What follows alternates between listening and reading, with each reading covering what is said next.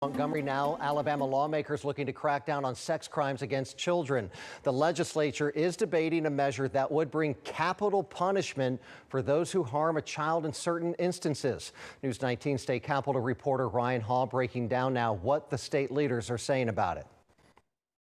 The Child Predator Death Penalty Act would make sexual torture, rape, and sodomy in the first degree punishable by the death penalty if the victim is less than 12 years old. People convicted of these crimes would also have to serve a minimum of 30 years in prison before being considered for parole. Representative Matt Simpson, bill's sponsor, says it will deter future crimes like those committed in Bibb County. Our children are the most vulnerable, and when you take the innocence, you take this, there's no recovery for this. This isn't something that, hey, somebody did this and they can be rehabilitated. I don't believe in that at all. They tell threats to all kinds of people. They can also say, hey, read this, the state of Alabama will put me to death.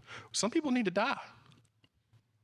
And that's the point. In a war of words, Simpson defended his bill in a committee meeting. Representative Chris England argues the bill is unconstitutional and could deter victims from coming forward if the offender is a loved one. I just don't think, as a prosecutor, for practical terms, having the death penalty on the table in that situation, even as a possibility, will encourage people who've been victimized. My questions for the citizens of Alabama, I'm sure they have questions. How much would it cost us to go to Supreme Court and fight this case that's already been ruled unconstitutional? Still, Representative Simpson says the death penalty would not be mandatory in every case. And that's up to the prosecutor to make that decision to charge. It's up to the jury to make that decision to convict. It's up to the jury to make the decision if the death penalty is appropriate through that. All of the stuff that you're describing is mitigating factors. But to just say, well, they're going to threaten the child, so that means we're not going to do it, I completely disagree with that line of thought.